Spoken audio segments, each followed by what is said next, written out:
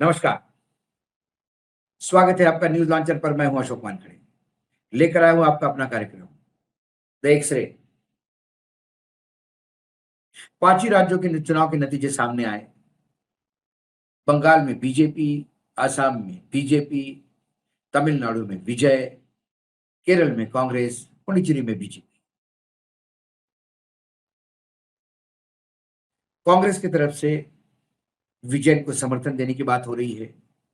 विजयन को बधाई दी राहुल गांधी ने विदेश से फ़ोन करके। कांग्रेस को लगता है कि विजयन के साथ जाने से शायद उनका फ़ायदा होए। आने वाले समय का जो उगता हुआ सितारा है तमिलनाडु की राजनीति में, वो विजय दिखाई देता है। लेकिन केरल का क्या? केरल में कांग्रेस सत्ता में आई है और अक्सर कांग्रेस सत्ता में आने के बाद 1 महीने तक मुख्यमंत्री के नाम पे उलझन बनाई रखती है और ऐसे ही केरल में दिख रहा है। केरल में सत्ता में आने के बाद राहुल गांधी का पहला एक ट्वीट आया, एक्स प्लेटफ़ॉर्म पे, वो पढ़ लीजिए आप। राहुल गांधी के ट्विटर हैंडल से है, thank you my brothers and sisters in Kerala for a truly decisive mandate. धन्यवाद मेरे भाइयों और बहनों, केरल में रहने वाले सभी, कि एक डिसिसिव मैंडेट यानी निर्णयात्मक समर्थन आपने कांग्रेस को दिया। Congratulations to every UDF leader and worker for a hard fought well run campaign. मैं बधाई देता हूं यूडीएफ के तमाम नेताओं को और कार्यकर्ताओं को कि उन्होंने बहुत ही मेहनत से और बहुत ही अच्छे तरीके से इस पूरे कैंपेन में भाग लिया। As I said before, Kerala has the talent, Kerala has the potential, and now Kerala has a UDF government with a vision of harness and both. जैसा कि मैं पहले से ही कहता आ रहा हूं कि केरल के पास टैलेंट है, केरल के पास बहुत सारी संभावनाएं हैं, पोटेंशियल है। अब केरल के पास यूडीएफ भी है, जिसके पास बहुत बड़ा गवर्नेंस का एक विजन है, केरल के भविष्य के लिए एक विजन है। I look forward to seeing my Keralam family सून।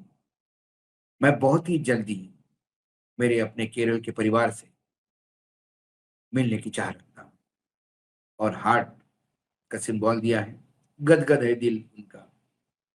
लेकिन केरल वालों ने तो अपना काम कर दिया।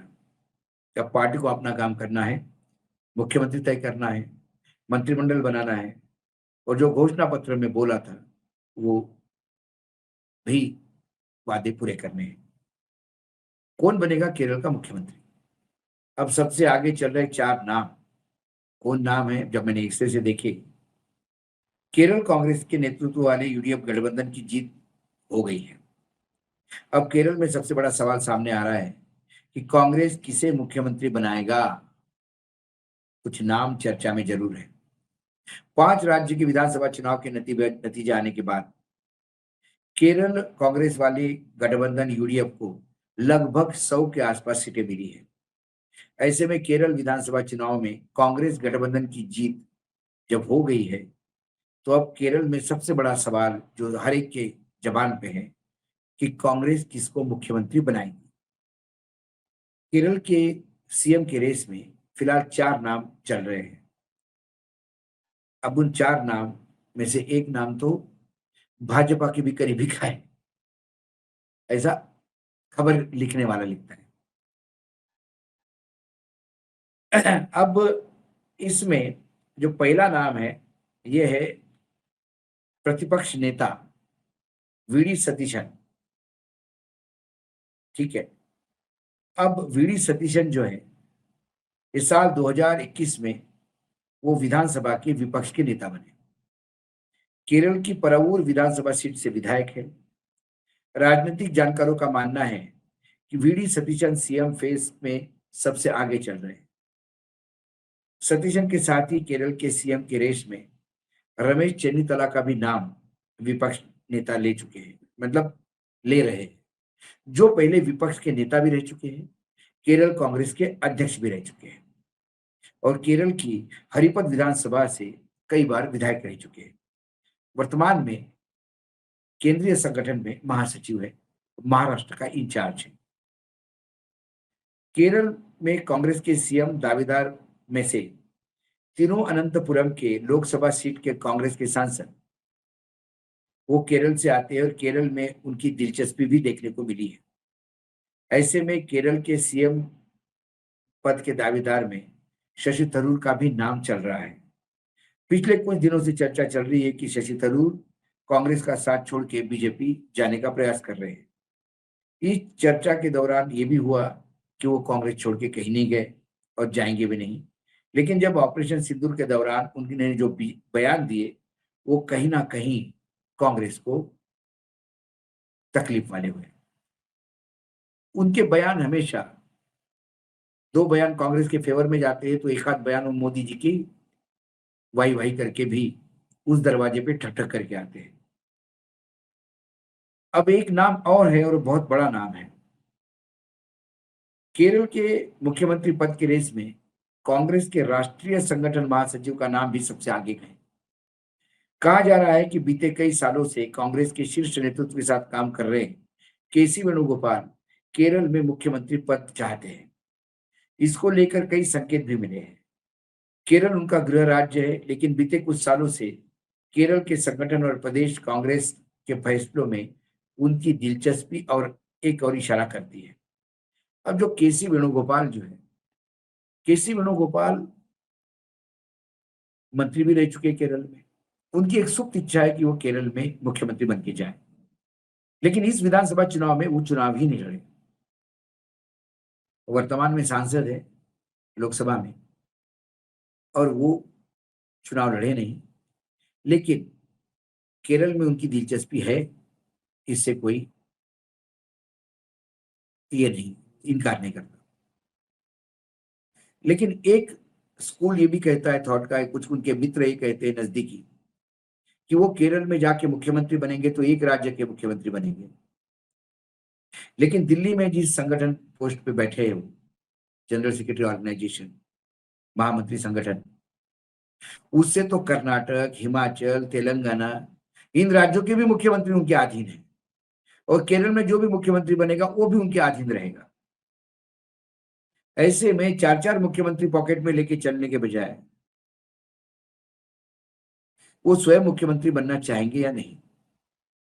लेकिन देश के सभी राज्यों में कांग्रेस संगठन में जितने भी लोग हैं वो भगवान से दिन रात प्रार्थना कर रहे हैं कि कैसा भी करके केसी वेणुगोपाल को केरल का मुख्यमंत्री बना दो, क्योंकि जब तक केरल का मुख्यमंत्री बन के वो जाएंगे नहीं तब तक यहाँ जनरल सेक्रेटरी ऑर्गेनाइजेशन का पद खाली नहीं होगा।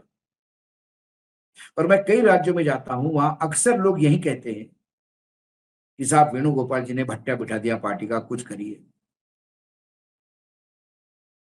तो वेणुगोपाल जी का जाना ये केरल के लिए कितना फायदेमंद होगा इसके बारे में तो मैं टिप्पणी नहीं कर सकता, लेकिन उनका मुख्यमंत्री बनना कांग्रेस संगठन के लिए एक संजीवनी प्रमाण हो जाएगा। ये बात अलग है कि वो जाने के बाद नया संगठन में कौन मंत्री बनता है। यदि वो अपने ही किसी चहेते संतिल जैसे आदमी को संगठन में बिठा दे तो फिर आसमान से गिरे और खजूर पे लटके जैसी स्थिति हो जाएगी कांग्रेस के कार्यकर्ताओं की। इन सब में जो एक नाम है जिसपे मुझे कई बार दया भी आती है, लेकिन राजनीति में है यहाँ कौन ऊपर जाएगा कौन नीचे जाएगा, नाम है रमेश चन्नीथला। इसमें केसी वेणुगोपाल और वीडी सतीशन ये दोनों उनके चेले हैं। वीडी सतीशन और वेणुगोपाल को भी वही राजनीति में लाए और वही राजनीति में प्रमोट करते रहे, लेकिन गुरु गुड़ रह गया और चेले शकर बन गए। ये केरल में भी हुआ, सिर्फ मध्य प्रदेश में नहीं, जहां दिग्विजय सिंह ने कहा कि जीतू तुम शकर बन गए और हम गुड़ी रह गए, भले ही तुम हमारे चेले हो। ये केरल में भी हो गया। अब उनके लिए सबसे बड़ा प्रॉब्लम है कि एक उनका बॉस बना हुआ है रमेश चन्नीथला, जो उनका जूनियर ही था जिसको उन्होंने प्रमोट किया था, और यदि वीडी सतीशन मुख्यमंत्री बनते हैं तो ये जूनियर मुख्यमंत्री बने रहेगा। ये वही जनरल सेक्रेटरी से जनरल सेक्रेटरी रहेंगे। कुल मिलाकर किसका नाम आगे लेते हैं, किसको करते हैं, सरकार कैसी चलती है, या इसके लिए भी एक आध महीने का टाइम कांग्रेस हाईकमान ले, ये राहुल गांधी ही जान सकते हैं। कोई भी अभी इस पर टिप्पणी कर नहीं सकता, क्योंकि कांग्रेस को एक आदत है, जहां मैसिव मैंडेट मिलता है वहां मुख्यमंत्री बहुत बाद में तय होता है, और ऐसा हमने कई सालों से देखा है। हो सकता है इस बार केरल में वो परंपरा टूटे, या फिर कांग्रेस अपने परंपरा को बरकरार रखे। जब मैं एक्सरे में देखता हूं तो मुझे कांग्रेस में जीतने के बाद भी सीएम पोजीशन को लेके जो खींचतानी चल रही है, उसमें एक नया कोई एंगल तो नहीं, क्योंकि शशि थरूर कहीं फिर कोई बड़ा विद्रोह तो नहीं करेंगे, ये भी देखना होगा। आज एक्सरे में इतना ही, कल फिर आता हूं किसी विषय के साथ। तब तक के लिए नमस्कार, देखते रहिएगा न्यूज लॉन्चर।